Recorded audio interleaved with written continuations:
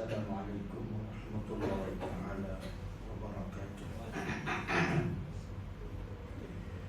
Alhamdulillah, wassalatu wassalamu ala Rasulillah Sayyidina Muhammadin wa ala alihi wa sahbihi wa man tabi'ahum bi ihsan ila yaumiddin.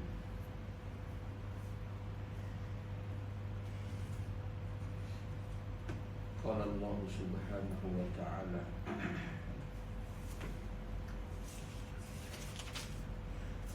A'udzu billahi minasy syaithanir rajim. Bismillahirrahmanirrahim.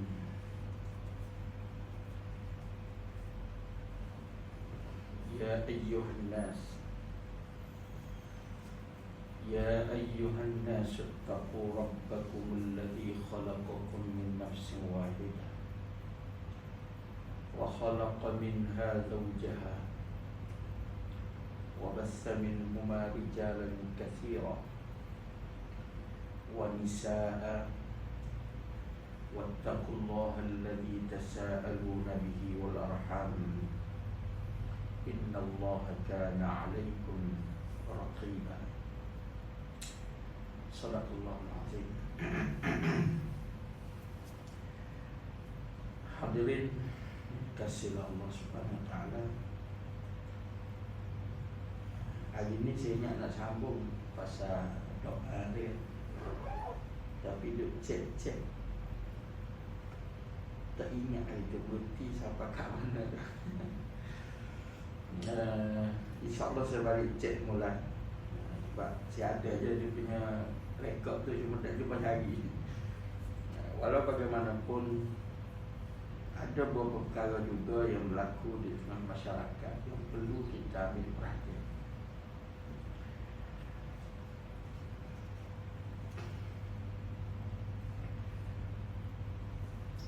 Seperti yang kita sebut dalam kuliah yang lepas, Iblis senantiasa berusaha untuk memastikan keturunan Nabi Adam itu tidak menyembah Allah Subhanahu wa ta'ala. Sampai salah satu perkataan yang Allah Ta'ala turunkan kepada kita, peristiwa pada hari manusia diumbankan ke neraka. Dalam surah Yasin kita jumpa ayat, Alam a'ahad ilaikum ya bani Adam alla ta'budu syaitan innahu lakum aduwwun mubin. Sebab bab yang penting di sini ialah Allah sebut walaqad adalla minkum jibillan katsira. Allah memberi fakta, sesungguhnya Iblis itu, setan itu telah menyesatkan kamu generasi-generasi yang banyak sebelum daripada kamu. Hari ini kita, sebelum kita. Asal manusia ni beriman. Yahudi dari keturunan Ibrahim alaihissalam, kan? Quraisy yang menyembah berhala sebelum Nabi Muhammad sallallahu alaihi wasallam juga dari keturunan Ibrahim. Ibrahim mempunyai dua anak, seorang bernama Ishaq yang melahirkan Yaqub, iaitu Israel. Nabi Muhammad pula tok nenek moyang dia ialah Ismail bin Ibrahim. Sama saja. Mengapa di Mekah menyembah berhala dan Yahudi menjadi kafir? Semua kerana Iblis dan syaitan. Kita ini duk marah ke Yahudi, Allah mention syaitan dalam Quran, betul tak betul? Allah tak suruh kita berjaga-jaga dengan Yahudi. Pasal tak pasal? Kata jumpa tak ada. Allah suruh kita mengajak Yahudi beriman. Boleh faham? Cuma Allah mention kekufuran Yahudi itu menjadikan dia jahat, dia akan memerangi kita. Perang, pertumpahan darah. Dan itu berlaku buli di Palestin, yang merosakkan iman kita, iman orang Yahudi, iman orang Kristian, yang semua mereka dahulu beriman kepada nabi-nabi, kemudian jadi kafir, adalah disebabkan iblis, setan. Kita ini pun majoriti orang di Malaysia adalah beriman, betul. Tapi di kalangan orang beriman yang benar-benar taat pada Allah, jadi majoriti ke jadi minoriti? Jadi minoriti balik. Betul kan? Kita pergi masuk jabat-jabat kerajaan, jabatan kerajaan, majoriti di dalam tu adalah Melayu Muslim. Tapi surah yang ada di pejabat tu, berapa orang semayang? Tak ramai, betul tak? Tak ramai. Satu, bukan kata tak semayang. Faham ni, dua benda berbeza tu. Dibuat kajian, ramai wanita bekerja tak solat zuhur. Faktor, dengan baju sempit. Mari pejabat pakai kebaya, contoh. Kalau nak ambil wuduk macam mana?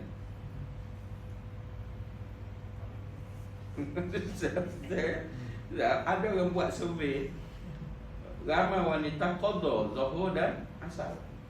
Bukan dia tak semayang, dia qadha. Ada tak semayang pun ada. Saya pergi satu pejabat dulu semasa saya bekerja di Kuala Lumpur ni, ada satu pejabat dekat pejabat saya, dia jemput je mengajar. Dia sempatlah waktu rehat kan. Kalau pergi surau tu, surau pejabat tu, kena ghaddul basar. Sebabnya muslimat dia masuk, dia terpaksa buka baju dia dulu. Sebab nak ambil wuduk dan nak ambil nak membersihkan muka. Kerana baju ketat-ketat, nak sising tak boleh. Jadi caranya ialah dia buka dulu kebaya tu. Sudah. Dia kalau pergi ngajar kena istihadah mau, sila tutup langsir.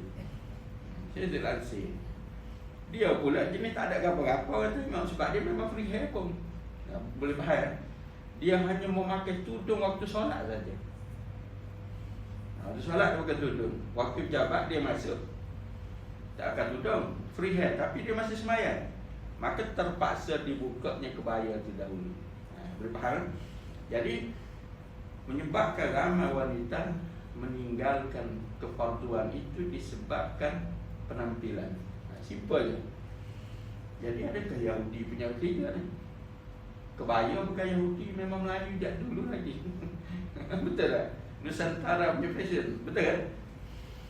Tak ada kena-mena Yahudi. Ini semuanya adalah iblis dan syaitan yang Allah sebut. Maka Allah peringatkan kita, walaqad adalla minkum jibillan katsira. Baik, itu satu bab dalam bentuk maksiat. Tapi yang malangnya, apabila iblis dan syaitan menipu daya kita dalam bentuk agama, ini bahaya besar. Ini sangat bahaya. Saya buat contoh. Ini sensitif ni, kalau boleh jangan siap. Sensitif. Ya. Tuan-tuan tengok kan, di tengah masyarakat, antara yang banyak tumbuh ialah pusat menghafaz Quran. Betul. Pertama soalan, sejauh mana mereka memberi kesan pada masyarakat? Itu berarti zaman dulu kalau ada pondok kapun tu jadi baik. Betul kan?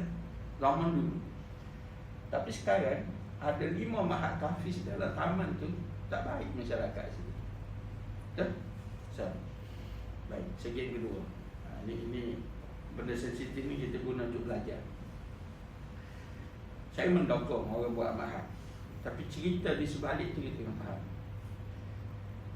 Antara derma yang paling awal diminta oleh mahat-mahat tahfiz ialah membeli van ataupun kenderaan. Betul kan?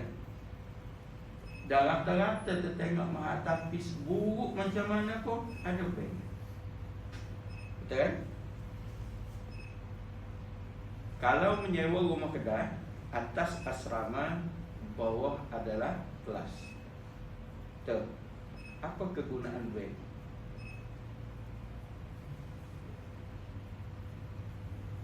Nampak tak? Untuk sakit. Tak apa, itu jawapan yang agak pernas. Tak betul, memang betul pun. Ada kegunaannya. Kalau dalam kawasan tanah wakaf ada asrama, ada madrasah, betul kan? Jarak tak sampai 20 meter. Apa kegunaan bank? Jawapan masih sama, ialah seperti tadi, emergency case. Baik, betul. Di taman-taman, kalau macam kami di Puncak Alam, setiap taman ada surau. Setiap kali waktu solat, tidak pernah kelihatan ada van Mahatafis dipakai di kawasan surau. Tak pernah jumpa. Betul tak? Tapi banyak kita jumpa kalau ada rumah orang mati, ada van Mahatafis.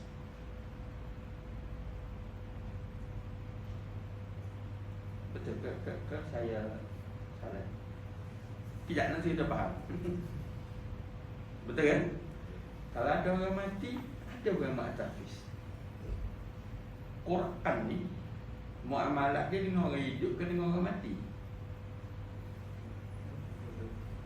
Dengan orang hidup, betul. Tak ada satu ayat pun Quran sebut hudan lil mayyitin. Tak ada.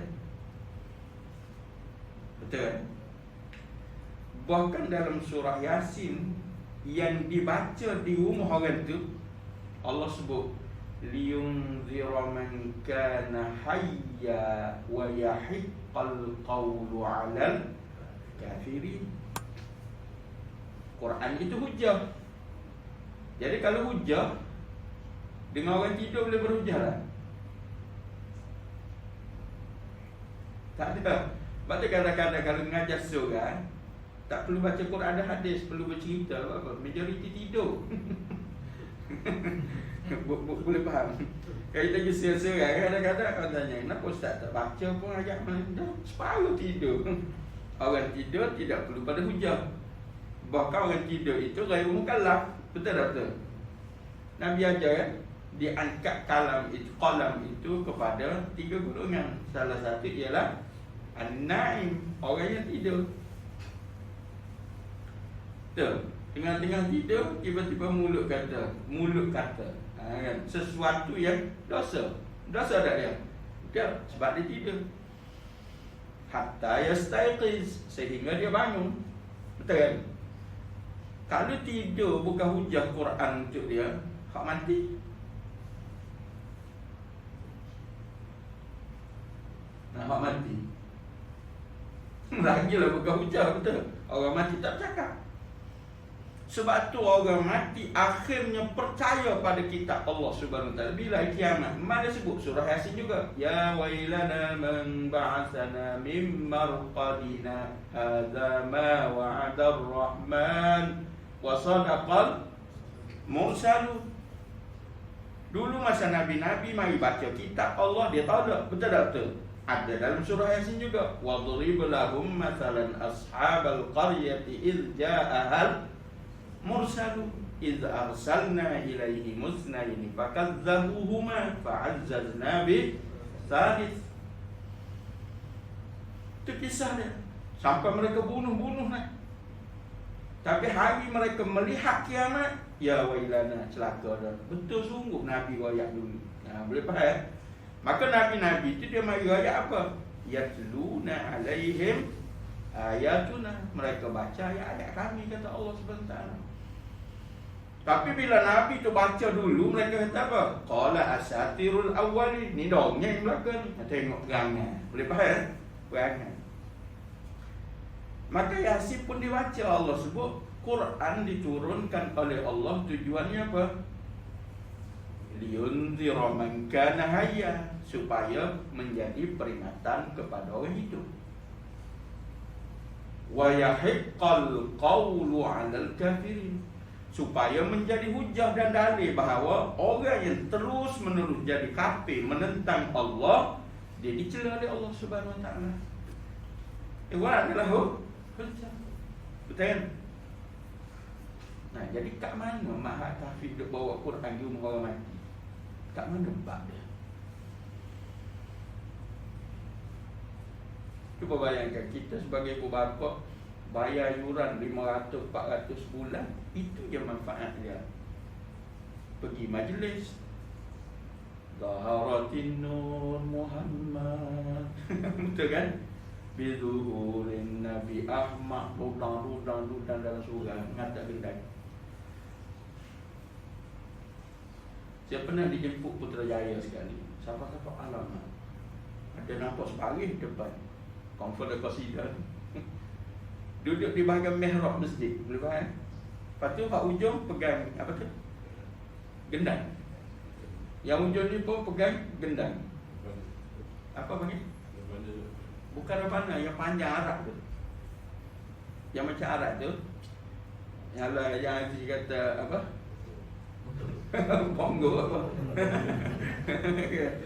Benda tu yang panjang tu kan, yang arak dan seguna tu. Apa benda tu istilah gendang lah benda tu kan. Tapi yang cekik tengah tu kan. Dah nasyid dulu. Kat qasidah lah buat dia macam-macam. Siapa duduk lepas dijemput, saya tanya sesuatu. Tadi nyanyi Laukana bainana al-habib, kalaulah Nabi ada. Lepas kalaulah Nabi ada lagi hari ni. Tahu tak salah satu hak Nabi marah ialah kata gendang. Faham? Nombor 2, sahabat pernah minta nak bersyair dalam masjid Nabi. Nabi hambat jeluh. Nabi suruh dia keluar. Bukan dalam ni tempat nak bersyair-syair. Faham? Nombor 3, mazhab Syafi'i, mazhab Maliki, mazhab Hambali, mazhab Hanafi, semua mengharamkan muzik. Atas dasar apa kita buat dia? Ini semua mahat tapi je. Saya tengok model dia kan, kelabu muka bengang. Kenapa kata? Mengapa kita buat? Sebab kita suka. Boleh faham? Lagu-lagu yang dinyanyikan itu, kalau kita faham dengan betul, tak sanggup kita buat. Zaharatin Nur Muhammad bizuhurin Nabi Ahmad, dengan makna apa? Bawa dalil, bawa wahyu. Kita bila berhujah bawa akal, betul kan? Dah bawa hawa nafsu, tak bawa wahyu. Nah, itu keadaannya hadirin dikasihi Allah Subhanahu Wa Taala. Siapa yang membolehkan muzik ni pada asalnya? Ibn Hazm. Yang dulu orang kata mazhab Zahiri tak boleh pakai, tapi hari ni sebenarnya hujah muzik ni daripada mazhab Zahiri. Ya, sebab tu bila ikut nafsu boleh belaka, betul tak? Kalau ikut buku banyak sekat. Clear ya? Jadi tuan-tuan, bila kita baca Quran, orang mahat tadi ada yang hafal Quran 30 juzuk, mesti dia jumpa ayat 39 surah An-Najm. Cuba buka Quran. Ayat 39 surah An-Najm.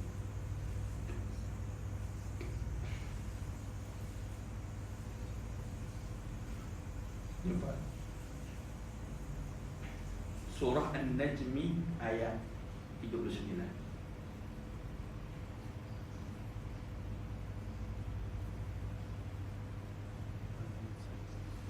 Apa?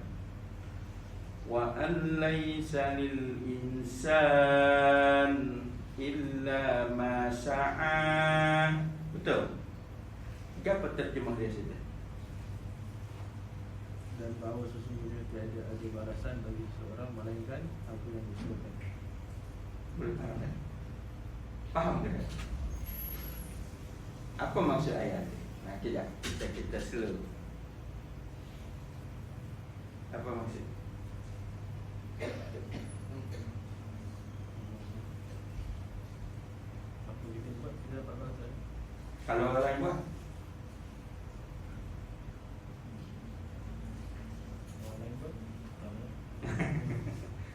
Nampak lagi clue dia. Mengapa orang mahat tahfiz ada di rumah orang mati?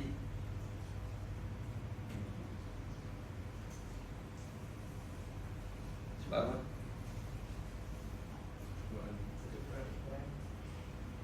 Kalau tuan-tuan belakang tak ada buku tahlil. Ada? Cuba buka. Saya tolong bacakan. Buka kat doa dia. Tujuan orang jemput pelajar tahfiz adalah untuk baca Quran, betul kan? Iaitu untuk menghadiahkan pahalanya kepada si mati. Sedekah untuk imarah surah ada dalam agama? Ada. Memang jelas infak. Sedekah amalan pada asalnya ada dalam agama.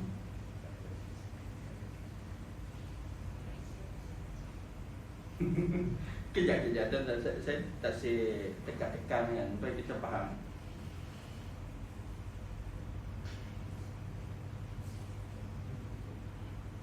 Betul buku Yasin kan? Kalau jumpa tak ada sini. Kebanyakan surah ada. Ada, mesti ada punya kan. Sebab nak suruh faham. Doa dia lah nak suruh doa. Saya tahu doa tu, saya nak suruh tuan-tuan tengok.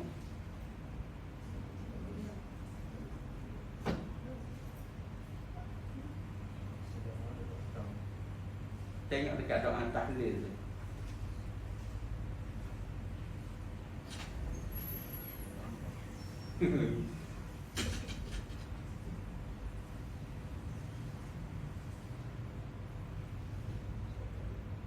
Nah.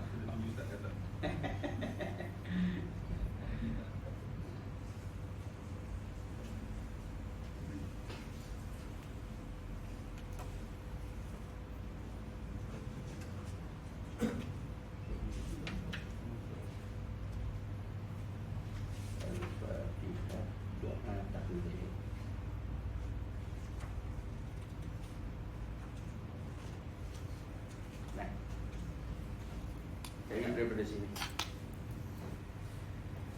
Saya baca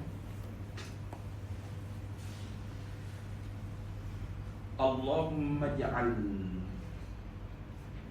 wa awsil wa taqabbal. Betul. Ma qara'nahu minal Qur'an wa ma halalnahu min la ilaha illallah وما صليناه على سيدنا محمد صلى الله عليه وسلم كما pada sebut على نبينا محمد صلى الله عليه وسلم على الحبيب المصطفى صلى الله عليه وسلم. Ikutlah lepas وما قلناه يا الله. Betul?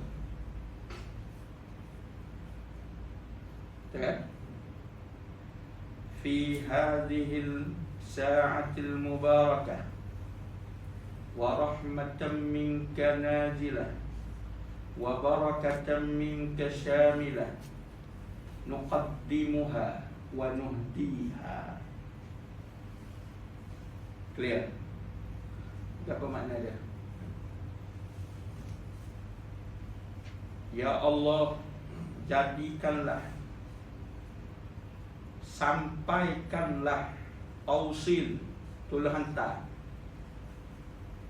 wa taqabbal, dan tolong terima, sawaba ma qara'na, pahala yang kami baca tadi daripada Quran, selawat kami kepada Nabi, tahlil kami dengan la ilaha illallah, dan kalimah-kalimah yang kami sebut dengan ya Allah. Pada saat yang berkat ini, dengan rahmatmu yang bercucuran, dengan berkatmu yang meliputi, nuqaddimuha, kami kemukakannya sekarang, wa nuhdiha, dan kami hadiahkannya sekarang, ila hadratin Nabi sallallahu alaihi wasallam, kepada Nabi sallallahu alaihi wasallam. Baik, satu soalan. Nabi penerima syafaat atau pemberi syafaat? Pemberi. Kita ni berat benar, betul tak? Pernah jumpa tak orang miskin ni berat ke wakil rakyat? Tak pernah. Dan mungkin tak akan berlaku, betul tak? Tak akan berlaku. Wakil rakyat pergi ziarah orang kampung, kampung kata, saya nak bagi berat ke wakil rakyat. Tak akan pernah berlaku gitu.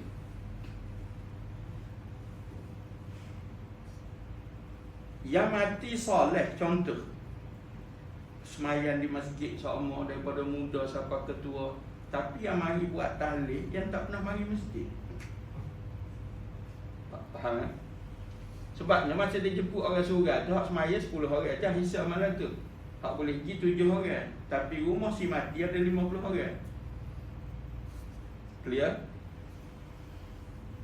Dan rutin surat tu lebih kurang tu 10, 15, ramai pun 25 kalau ada kuliah. Boleh faham tak? Tapi rumah orang mati ada 50 lebih. Mengapa jemaah di rumahnya lebih ramai daripada masjid surat, sedangkan di masjid surat dia nida hayya 'alas solah. Hak tu aset je, betul tak betul? Aset je. Dan lebih kelakar lagi, hak mati tu balah belakang orang taman tu masa hidup. Contoh-contoh ni adaptasi kisah benar. Boleh faham? Balah paki kereta lah, kucing berak lah. Boleh faham? Tapi malam tu ramai. Tiba-tiba yang mari tu beritahu, hak kami baca tadi, kami nak hadiahkan Nabi. Oh, besar tu, betul tak? Sedangkan telah ada hak bagi Nabi, apa dia? Selawat. Ya ayyuhalladzina amanu sallu alaihi wa sallimu taslima. Nabi risau kita ke kita risau ke Nabi boleh masuk dalam masuk syurga? Fahami situ dulu. Soal harus qiyas ada nombor 2. Boleh faham? Soal asasnya, Nabi risau kita ke kita risau ke Nabi? Nabi risau kita, betul tak? Tapi cara kita buat macam kita risau ke Nabi, betul kan? Macam kita Nabi. Bahagian Nabi telah ada. Habis jazan ati Muhammadanil wasilata wal fadilah wa ba'asuhu maqaman mahmudan lilladzi wa'adta innaka la tukhliful mi'ad. Sahabat mari jumpa Nabi, ya Rasulullah ini unta, ya Rasulullah ini kebunku, ya Rasulullah ini dirham, Rasulullah ini adalah dinar. Untuk apa? Fi sabilillah. Sahabat tak mari, ya Rasulullah kami doakan engkau diampunkan dosa. Adakah gitu? Ya Rasulullah kami doakan engkau supaya mendapat pahala. Tak pernah jumpa kan? So, habis sekalian Nabi, isteri Nabi, sahabat Nabi. Dan kalau kita pergi umrah sampai dekat Uhud, Mutawif kata, pakcik, makcik, mari kita sedekah Al-Fatihah kepada syuhada Uhud. Jadi kan benda jadi sebenarnya lucu. Sebab Nabi kata jangan kafankan mereka, jangan mandikan mereka, dan jangan solatkan mereka. Kerana apa? Mereka tidak berhajat pada doa kita. Mereka telah diredai oleh Allah Subhanahu wa ta'ala. Orang mati syahid dikebumikan dengan darah dan pakaiannya, betul kan? Dan tidak disembahyangkan. Istilna anid du'a. Allah sebut dalam Quran, Nabi sebut dalam hadis, mereka telah dipelawa masuk ke dalam syurga. Surah Yasin kita jumpa qila dukhulil jannah. Mayat tak diusik lagi, lepas je Allah kata sila masuk ke dalam syurga. Kita sampai kat Uhud, Al-Fatihah. Power tu kita. Betul tak? Kaya kita ni, betul kan? Nak sedekah pahala kat orang raja. So, tuan-tuan dengar kita dulu. Jangan lock dulu kan, dengar. Ya? Baik. Lepas tu barulah habis semua sekali. sawaban, ada yang begitu, misla sawabi dzalik ma'a mazidi birrik, Allah pahala seumpama tu juga kami nak sedekahkan, atau ya Allah tambah sikit kebaikanmu, ma'a mazidi birrik, kami nak sedekahkan juga kepada hak mati ni, kan? Majtama'na hahuna bisababihim, yang dengan sebabnya lah kami berkumpul pada malam ini. Boleh faham? Tahlil kat surga, tak ada seorang pun tahu ada orang mati malam tu, sehinggalah imam umum Muhammad Isa. Jadi hak mari tu sebab dia mati ke sebab Muhammad Isa? Tapi tu imam kata, "Dak, kami mari malam ni sebab dia." Nah, sudah. Macam mana? Susah nak jawab je tak? Sebab saya sengaja sebut begitu, sebab sini semua orang educated. Nah, tu kan. Kalau kat surga boleh nyakit dah. Nak kita faham dulu benda tu. Baik, hadirin dikasihi Allah SWT. Berarti tujuan dibuat tahlil adalah menghadiahkan pahala. Ayat yang dibaca tadi menyebut seorang itu tidak mengutip hasil dari pekerjaan orang lain, melainkan dari pekerjaannya sendiri, yakni pahala hari bertemu dengan Allah Subhanahu Wa Taala. Imam Syafi'i, sebab orang duk kata ni Imam Syafi'i punya mazhab kan. Ketika Imam Syafi'i menjawab isu ni di zamannya, maknanya bukan isu baru, isu ni lama dah, memberi hadiah pada orang mati. Imam Syafi'i kata apa? Ma'adal wajib 'alal mayyit, selain daripada hak wajib atas orang mati. Hak wajib kita tahu lah urusan dia tu. Was-sadaqah wal istighfar wad du'a. Doa bab lain. Ada kena faham balik. Bab ada orang kata, kau boleh doa. Doa cerita lain, cerita sedekah. Boleh faham? La yasilu ilal mayyit, kata Imam Syafi'i, dia tak akan sampai kepada orang mati. Jadi kita ikut apa benar. Imam Syafi'i itu tak apa. Orang klaim tu mazhab Syafi'i, betul tak? Ada beberapa perkara masyarakat kita. Saya dulu, saya sampai Mesir, kebetulan negeri saya duduk tu mazhab Syafi'i. Imam Syafi'i kan mati di Mesir. Usia terakhir dia adalah di Mesir. Jadi orang Mesir asalnya mazhab Maliki. Kemudian bila Imam Syafi'i mari gaduh, mereka tak boleh terima Imam Syafi'i, tapi akhirnya mereka bertukar, banyak yang mengikut mazhab Syafi'i. Saya pergi semayang masjid, kat kita kan lepas semayang tu imam kawiri, tu imam zikir, tu imam doa, betul? Kalau tu imam bangun awal, makmum kata Wahabi dah tu imam ni. Atau makmum lagi, makmum Wahabi, kakak kita kena gitu kan? Saya semayang dengan orang Arab bermazhab Syafi'i, serupa dengan orang yang kata Wahabi tu. Habis dia salam, dia istighfar, kemudian dia sebut beberapa perkara, kemudian berpisahlah imam dan makmum. Jadi kalau kita tengok situ lah, orang Mesir, mereka itu berguru dengan Imam Syafi'i. Kita orang di Malaysia membaca buku-buku mazhab Syafi'i, betul kan? Agak-agak hak mana lebih dekat? Kita ke dia? Dari situ tu logik lah, betul tak? Dia betul tak? Saya pernah sebut kat orang gitu kena marah. Ada tu pengaruh Wahabi juga. Pengaruh Wahabi juga. Pengaruh Wahabi apa tu? Mazhab Syafi'i. Sebenarnya kita tidak mengajar mazhab dengan cara sempurna. Di Nusantara ni kebanyakannya kita ajar benda kita nak buat. Benda kita tak boleh buat, kita tak ikut. Contoh, Nabi kahwin dengan Aisyah, Umar Aisyah berapa?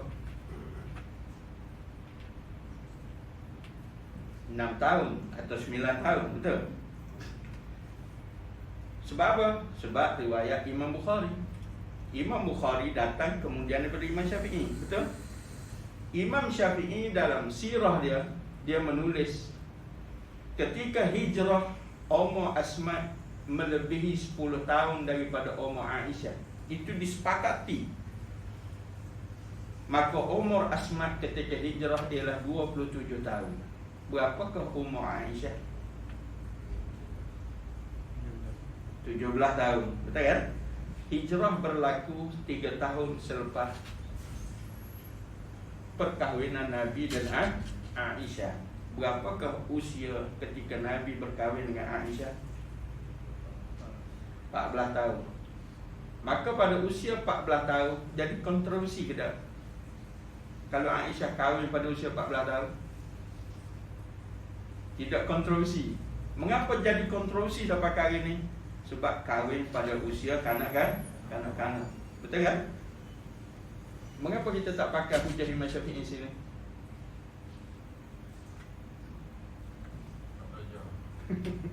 Sebab ada sifat tadi memilih. Boleh faham ya?